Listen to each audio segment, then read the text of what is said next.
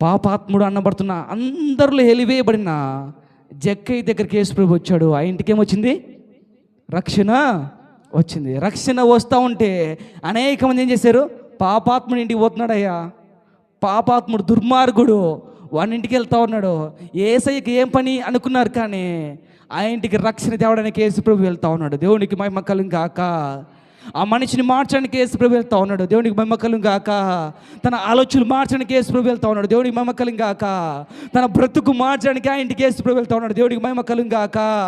ఇక్కడ చూస్తా ఉన్నా, ఈ గుడ్డివాడు ఏం చేశాడంటే యేసు ప్రభు దగ్గరికి వెళ్ళి, యేసయ్యా నేను నిన్ను చూడాలి. దేవునికి మహిమ కలుగును గాక. జక్క ఏమనుకున్నాడు? దేవుని చూడాలనుకున్నాడు. ఇంటికి ఏమొచ్చింది? రక్షణ వచ్చింది.